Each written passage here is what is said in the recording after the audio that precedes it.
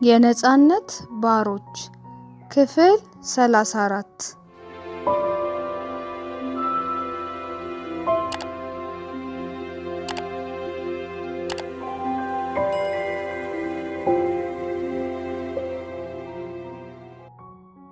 እነ መቶ አለቃ ለብዙ ሰዓታት ያህል ከዶክተሩ መኖሪያ ቤት በር ላይ አይናቸውን አልነቀሉም። ከላንድ ሮቨሯ ውስጥ ሆነው ጨለማ ካለች ከአንዲት መንገድ ዳር መሽገዋል። አልፎ አልፎ ጥቂት ቃላት ቢለዋወጡም በአመዛኙ እንደተኳረፉ ነበር በጸጥታ የተቀመጡት። አይን አይኑን እያዩ ካላዳመጡት የተናቀ መስሎት የሚንጨረጨረው ተክላይ እንኳን ለመሳተፍ ያህል ወርወር ለሚያደርጋት አንዲት ቃል አዩኝ አላዩኝ ሳይል ሁሉን ችሎ ተቀምጧል። ድካም ከፈጠረው መሰላቸው ወይንም ተስፋ ከመቁረጥ ይሁን ብቻ በአንድ ምክንያት ቀልድ አፍላቂ ልሳኑ ተለጉሞ ተክዟል። ሁሉም የማዕረግ እድገት ለተገባላቸው ቃል ባይጓጉ ኖሮ እንዳደከማቸው ቢሆን እዛው ባንጎላጀጁ ነበር። ከምሽቱ 2 ሰዓት ሆነ። አቡ አሁንስ መረረኝ። ተክላይ ድንገት ተነጫነጨ። እሽ አያት መኪናዋን? ዶክተሩ ነው መሰለኝ። መቶ አለቃው በሹክሹክታ ተናገረ። ይህን የመሰለ ቤት ይዞ ይችን የመሰለች አስቀያሚ መኪና ሲነዳ አያናድድም? ተክላይ ነበረ ትክት ባለ ድምፅ የተናገረው። ግን ለመሆኑ ያ ጅል አለቃችንስ? ሳሙኤል እዚህ መሆኑን በምን አወክ? ሁሉም ተሰላችተው ስለነበር ማንም መልስ የሰጡ አልነበረም። እውነቴን ነው እኮ። ለምንድን ነው ግን ዝም ብለን የምንደክመው? ወይ ጥፋቱ ምን እንደሆነ አልተገለጸልን፣ ወይ ግራ የሚያጋባ ነገር ነው እኮ የገጠመን። ለምን ጥለን ወደ ቤታችን አንሄድም? ተለጉሞ ያመሸው ምላስ አሁን ደርሶ መንጣጣቱ ሁሉንም ሳያስገርም አልቀረም። የሚሉት ስላልነበራቸው ግን ዝም አሉት።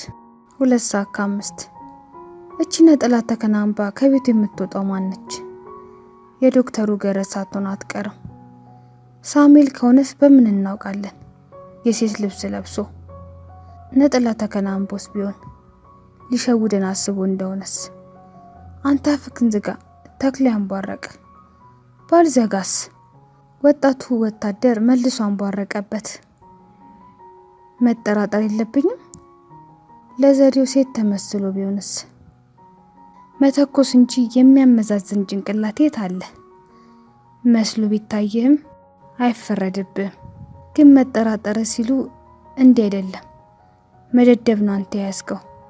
ለመሆኑ የምታየው ሴት ቁመቱን እንደ ዛፍ ቆርጦ እንዲህ እንደ ጤነኛ ሰው ላይወላከፍ የሚራመድ ከሮቦት የተሰራ ብረት ነው እንዴ? ድካም በልቶት የውሃ ሽታ ሆኖ ያመሸው የተክላይ ቀልድ ከራሱ የተክላይና ከወጣቱ ወታደር በስተቀር የተቀረቱን ያዝናና የመንፈስ ብርታት የሰጠ ተሐድሶ ነበር። ጓደኞቹ ባልጠበቀው ሁኔታ በሳቅ ተንተክተከው ሲፈርሱ ሳቃቸው ከወጣቱ ወታደር የበለጠ በእጅጉ ያሳረረው ተክላይን ነበር። ከብሽቀቱ ብዛት አምርሮ የተናገረው እንጂ በዚህ መልኩ ቀልድ ቀልዶ አያውቅም። አዎ ጥሩ ነው፣ ሁልሽም ጥርስሽን ገልፍጪ። ሳተናው መጥቶ ጥርስሽን በእጅሽ እስኪያስቆጥርሽ ድረስ ተሞላፈጪ። ተክላይ አደኑ ከተጀመረ ጀምሮ ለመጀመሪያ ጊዜ አልቅስ የሚል ስሜት ተሰማው። ዶክተር ቢላል ቤት ገብተው አረፍ ከማለታቸው ከሰላምታ በፊት ለሰራተኛቸው አስቀድመው የጠየቋት ጥያቄ እንግዲህ እስካሁን ተኝቷል እንዴ የሚል ነበር። ኃይሉ እንዳለቀበት የባትሪ ድንጋይ ድምጿን ሙዝት አድርጋ አይኖቿን ወደ ሽንት ቤት በሚወስደው ኮሪደር ላይ አፍጥጣ እየተነፋረቀች የሰጠቻቸው መልስ ግን ብርክ የሚያሲዝ አስደንጋጭ ነበር የሆነባቸው። ዶክተር እንኳን በሰላም በቶሎ ደረሱልኝ እንጂ ነፍሰ ስጋዬ ተጨንቃ ልትወጣ ነበር። ምስጋና ለአንድዬ እናት ይሁን። እመቤቴ ብርሃን ጸሎቴን ሰምታ እርሶን በጊዜ ባትልክልኝ ኖሮ የኔ ጉዳይ አብቅቶለት ነበር።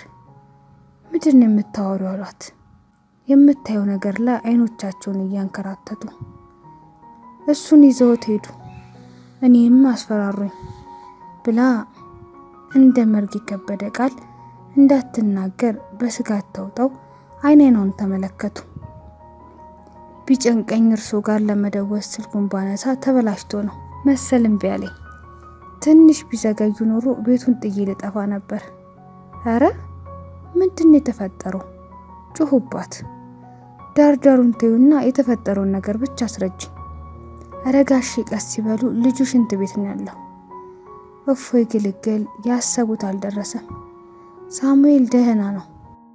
ሳሙኤል ደህና ከሆነ ምንድነው እንዲህ የሚያርበተብትሽ?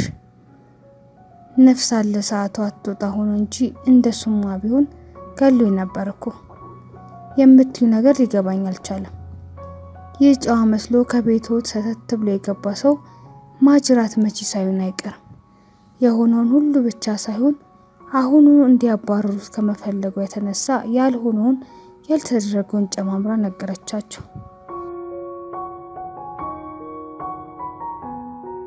አጉል ነው የተጨነቅሽው ዳአት። ምናልባት ካለበት ችግር አንጻር ቆጣ ቆጣ ብሎሽ ይሆናል፣ ወይንም ለብቻሽ ስለሆንሽ ፍርሃት አድሮብሽ ነገሩን በዚህ መልኩ አገናዝበሽ ይሆናል። የሞል ጫፋ ሌባ በሆነ መታት ተብትቦ አሳውሯቸዋል ማለት ነው። ብቻ ጋሽዬ ጠንቀቅ ይበሉ። ፈገግ ብሎ አዩዋት። ለሀሳብሽ አመሰግናለሁ። የልጄን ያህል ስለማየው ግን ስጋት አይግባሽ። አንዴ ላመኑበት የፈለገ ቢሏቸው እንደማይመለሱ ስለምታውቅ ጋሼ እራት ላቅርብ ስትል ወደ ሌላ ርዕስ ዞረች። አይ አንቺማ መሄድ አለብሽ፣ መሽቶብሻል። እኛ ራሳችን አቅርበን እንበላለን። ለተናገርኩት ሁሉ ይቅር ይበሉኝና ጋሽዬ እባክዎ ጠንቀቅ ይበሉ።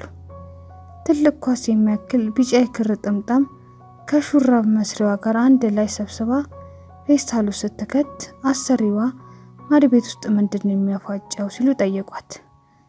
ለሳሙኤል ብላ የጣደችው የሻይ ጀበና መሆኑን አስታውሳ ድንግጥ አለች። ዶክተር ቢላል ህዳትን አሰናብተው የውጭኛውን በር በደንብ ዘጋግተው ከተመለሱ በኋላ ሳሙኤል ከባኞ ቤት እስኪወጣላቸው ድረስ ከሶፋ ላይ ቁጭ ብለው በምን ርዕስ ጉዳይ ላይ እንደሚያወያዩት ያስቡ ጀመር። ግን ረጋ ብለው ማሰብ ስለተሳናቸው አንዱን ጥለው አንዱን ሲያነሱ መያዥና መጨበጫ ውሎ በጠፋበት የሀሳብ ዝባዝንኬ ሲብተከተኩ ለረጅም ጊዜ ቆዩ። በዚህም ትርፉ ራስን ማድከም ነው ብለው ተነሱና ከመጻሕፍት መደርደሪያቸው ላይ የኤሚል ዞላን ተከስሻለሁ የሚለውን ዝነኛ መጽሐፍ አንስተው ካጠፉበት ቦታ ላይ አንስተው ተያያዙት። እንደምንም እታገለዋለሁ ብለው ነበር ማንበቡን የጀመሩት። ቢሆንም ገጾቹን ማገላበጥ ካልሆነ በስተቀር ምንም ሊገባቸው አልቻለም። እዛው ሶፋ ላይ ተቀምጠው ባሳለፏቸው ረጅም ሰዓታቶች ውስጥ ሳሙኤል ገና ከባኞ ቤት አልወጣም ነበር። መጽሐፉ መሃል ላይ በተገሸረው ጠረጴዛ ላይ ወርውረው የግድግዳ ሰዓቱን ተመለከቱ። ከምሽቱ 3 ሰዓት ከሩብ ይላል። በተቀመጡበት እንደ ፌንጣ ነጥረው በመነሳት ክፉን ብቻ አእምሯቸው ውስጥ እየተላወሰ ወደ ባኞ ቤቱ አመሩ። መጀመሪያ ከበሩ አጠገብ ቆመው ተጣሩ። መልስ የለም። ምናልባት የእንቅልፍ ኪኒኑ አሸንፎት እዛው ተኝቶ ይሆን ብለው በመስጋት ድምጻቸውን ከፍ አድርገው አሁንም ተጣሩ። ድምጻቸው መልሶ ከሚያስተጋባው የገደል ማሚቱ በስተቀር ምንም መልስ የለም። እናም በሩን ማንኳኳት ያዋጣል እንደሆነ ለመሞከር በሩን መልሶ መላልሰው ቆረቆሩ። ደግሞ ደጋግሞ በኃይል አንኳኩት። እስኪገነጠል ድረስ ደበደቡት። ይህ ሁሉ ምንም ሳይፈይድ ሲቀር ከመጠን በላይ በስጋት ተወጠሩ። እናም ሰው ቤት እንደገባ ቀሽም ሌባ በፍርሃት ዝለው የባኞ ቤቱን በር በቀስታ ወደ ውስጥ ገፉት። ከውስጥም አልተቆለፈም ኖሮ አለ አንዳች ችግር ወለል ብሎ ተከፈተላቸው። ቢሆንም ባዶ ነበር።